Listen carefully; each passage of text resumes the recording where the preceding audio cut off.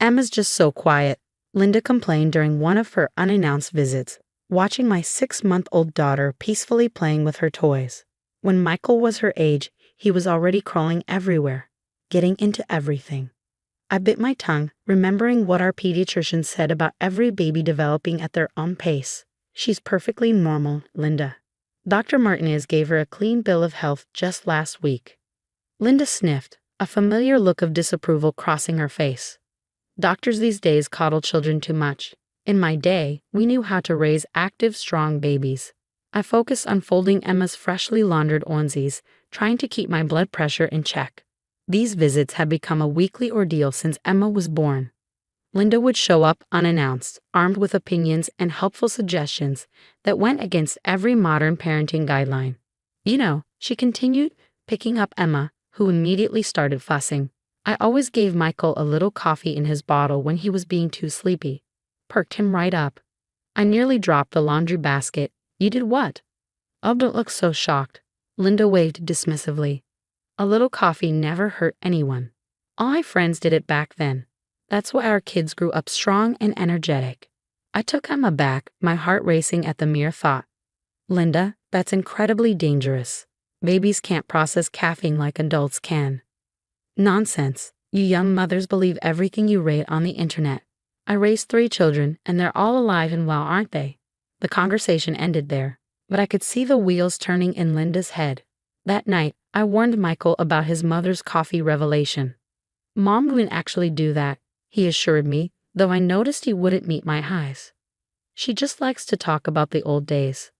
I wasn't convinced. Michael, she literally told me she used to put coffee in your bottle.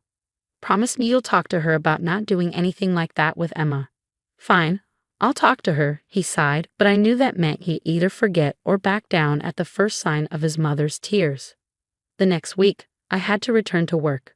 We'd been lucky to find a spot at a highly rated daycare center, but it was only part-time.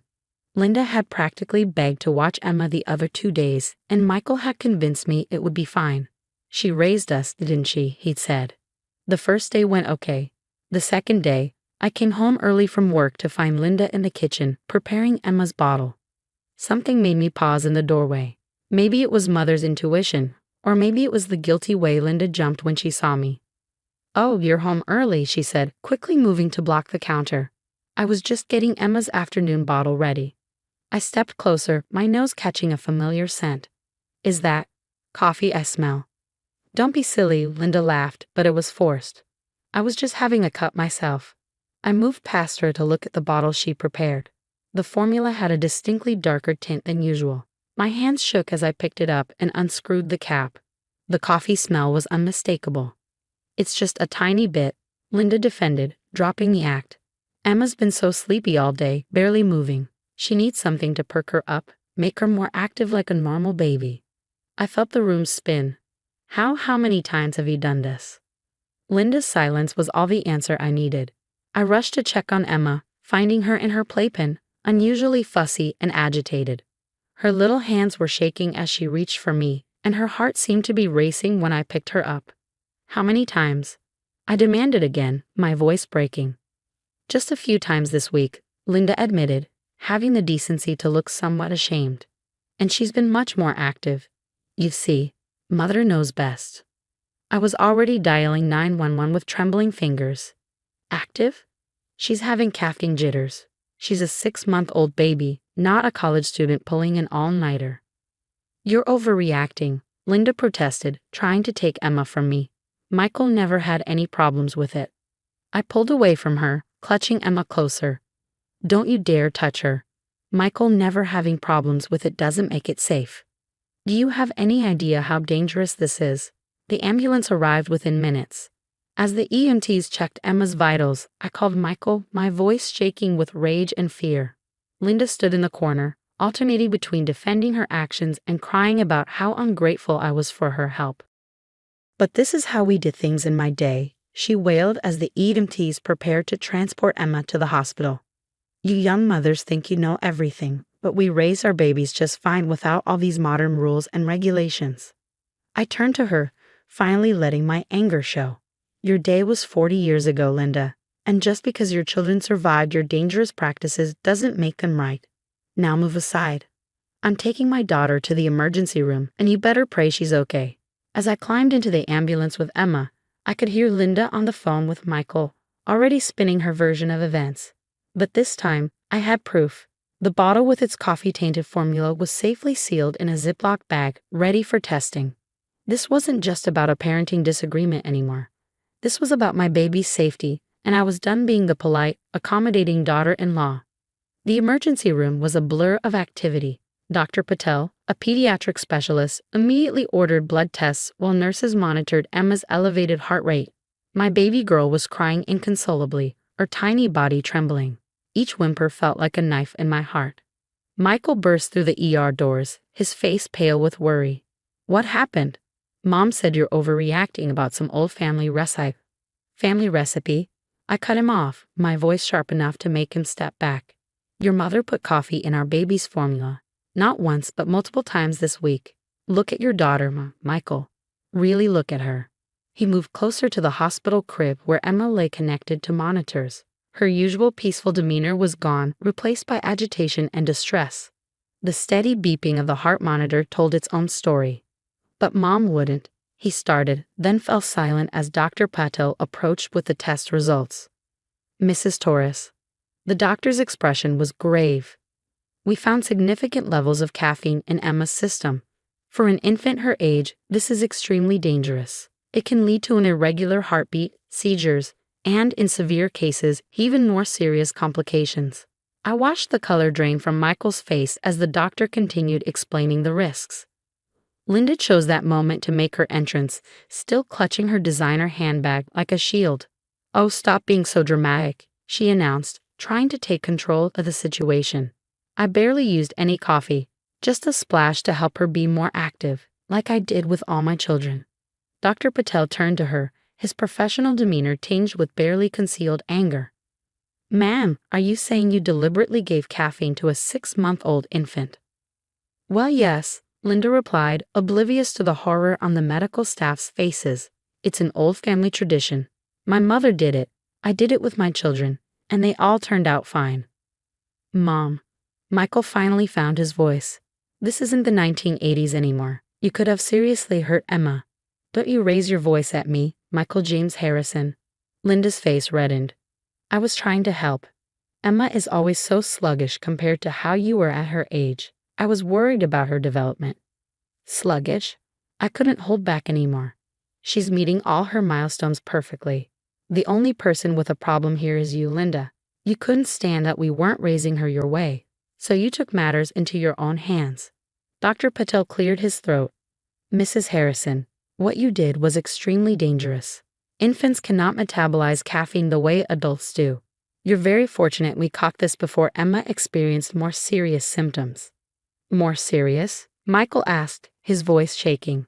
"Caffeine toxicity in infants can lead to seizures, severe dehydration, and in extreme cases, it can be fatal," Dr. Patel explained. "We'll need to keep Emma overnight for observation and to flush the caffeine from her system." Linda's tossade finally cracked. "Fatal? But I only wanted." "You only wanted control," I finished for her. "You couldn't stand that we were raising Emma differently than you raised your kids. So you decided to prove you knew better, and you could have killed her doing it." Michael walked over to the hospital crib, gently touching Emma's hand. Our daughter had finally fallen into an exhausted sleep, though the monitors still showed an elevated heart rate. When he turned back to his mother, his eyes were filled with tears. "Get out," he said quietly. "What?" Linda stepped toward him. "Michael, sweetheart, you can't mean." "Get out." His voice was stronger now. "You endangered my daughter. You went behind our backs and gave a baby coffee because you couldn't stand not being in control. Get out of this room, get out of our lives, and don't come back until you understand what you did wrong." Linda's mouth opened and closed several times, but for once, no words came out. She looked around the room, probably expecting someone to defend her, but found only stern faces. Even the nurse checking Emma's IV was glaring at her. "Fine," she finally snapped, gathering her things. "I try to help, to share my experience as a mother who successfully raised 3 children, and this is the thanks I get." You'll regret this. Both of you. As she stormed out, her heels clicking angrily on the hospital floor, I saw Michael's shoulders sag. I moved to stand beside him, both of us watching our daughter's fitful sleep. I should have listened to you, he whispered. All those times you said Mom was overstepping, that her old school methods were dangerous. I should have stood up to her. I took his hand, squeezing it gently. You're standing up to her now. That's what matters. I'll call the daycare center tomorrow, he said. See if they can take Emma full-time. No more chances, no more family help that comes with strings attached. A nurse entered with forms for us to sign, documenting everything that had happened. The doctor wants these for the records, she explained, then hesitated before adding, and in case you want to pursue any legal action. Michael and I exchanged looks. Legal action hadn't even occurred to us yet, but now that she mentioned it, my phone buzzed with incoming messages from Linda's other children, Michael's siblings, all demanding to know why we were abusing their poor mother over a little coffee. I silenced the phone and turned back to what really mattered, our daughter, finally sleeping peacefully as the IV fluids helped flush the caffeine from her tiny system. The family drama could wait. Right now, Emma's recovery was all that mattered, and I had a feeling the real battle was just beginning. The weeks following Emma's hospital stay were a storm of family drama. Linda had mobilized her support network, turning Michael's siblings against us with a twisted version of events. According to her, I was an overprotective first-time mom who had weaponized a harmless family tradition to keep her from her granddaughter. Did you know Mom used to put coffee in all our bottles? Michael's sister Kate demanded during an angry phone call. And we're all fine. Surviving something dangerous doesn't make it safe, I replied, watching Emma play happily in her bouncer, finally back to her normal, peaceful self. Would you give your cat chocolate just because it stole some once and lived? That's different, Kate protested, but I could hear the uncertainty creeping into her voice. Is it? Because Dr. Patel would disagree. I'm sending you his report about caffeine toxicity in infants. Read it, then call me back if you still think your mother did nothing wrong. I hung up and turned to Michael, who was documenting everything in a notebook. After speaking with a family lawyer, we decided to keep records of all interactions with Linda and her enablers, not because we planned to sue, but because we needed protection from her version of events. Kate, he asked, not looking up from his writing. Yep. Just like the others, defending your mom without knowing the facts. I sighed, sitting beside him. Have you heard from her? Mom? Oh yeah. He showed me his phone, displaying dozens of missed calls and messages. She's switching between apologizing and threatening to report us for alienating her from her granddaughter. A week later, the family meeting we'd requested was set at our house. Linda arrived first, followed by Kate and Michael's brother Tom. They sat stiffly on our couch while I set up the doctor's report, hospital records, and a video presentation on our TV. Before anyone speaks, I announced we're going to watch something. The presentation began with Dr. Patel explaining caffeine toxicity in infants, followed by security footage from our nanny cam showing Linda mixing coffee into Emma's bottles on multiple occasions. The final slide showed Emma's hospital readings, heart rate, blood pressure, and caffeine levels all dangerously elevated. Oh my God, Kate whispered, her face pale. Mom, you did this multiple times. Linda shifted uncomfortably. I was trying to help. Emma was so inactive compared to how you all were. Because that's normal baby behavior, I cut in. Not every baby needs to be climbing the walls at 6 months old. I raised 3 children. Linda began her familiar refrain, but this time, Tom interrupted. Stop, Mom, just stop. He ran his hands through his hair, looking troubled. You know what this reminds me of? When my son was born prematurely and you kept trying to overfeed him against the doctor's orders. We caught you then too, but we let it slide because Mom knows best. And remember when you gave Kate's daughter solid food at 3 months? Michael added. We've all been ignoring these red flags for years. Linda burst into tears, real ones this time, not her usual manipulative sobs. I just wanted to be needed. To show that my experience matters. Everything's so different now, with all these new rules. I feel obsolete. The room fell silent. For the first time, I felt a flicker of understanding, though it didn't excuse her actions. Linda, I said carefully, your experience does matter. but it needs to be updated. If you want to be involved in Emma's life or in any of your grandchildren's lives, you need to accept that parenting knowledge has evolved. What was common 40 years ago might now be known to be dangerous. We're not asking you to forget everything you know, Michael added gently. We're asking you to learn with us, to trust that we're making informed decisions for our children, and to respect boundaries, Tom chimed in. No more going behind parents' backs. Linda dabbed at her eyes, looking around the room. And if I do all that, if I take some grandparenting classes and promise to follow your rules, then we start rebuilding trust, I said firmly, slowly, with supervision at first. But you have to prove you understand why what you did was wrong, and show us you can change. To everyone's surprise, Linda nodded. I'll do it. I don't want to lose my family. Tell me what classes to take, what books to read. I'll learn. 3 months later, Linda proudly showed us her completion certificate from a modern grandparenting course. She joined online support groups for grandparents adjusting to contemporary parenting methods and even started therapy to address her control issues. Emma was 9 months old now, happily crawling at her own pace and thriving.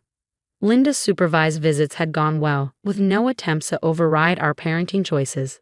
She'd learned to ask questions instead of making assumptions, to offer support instead of criticism. You know, she said during a recent visit, watching Emma contentedly stacking blocks. I was so worried about her being inactive, but look at how focused she is. That's a sign of intelligence, isn't it? I smiled, recognizing the genuine effort to understand. It is. Every baby develops differently, and Emma's right on track for her age. The road ahead would still have its challenges, but as I watched Linda reading baby development books instead of pushing outdated methods, I knew we'd made the right choice. Sometimes, the hardest part of parenting isn't dealing with the children. It's helping the grandparents grow alongside us.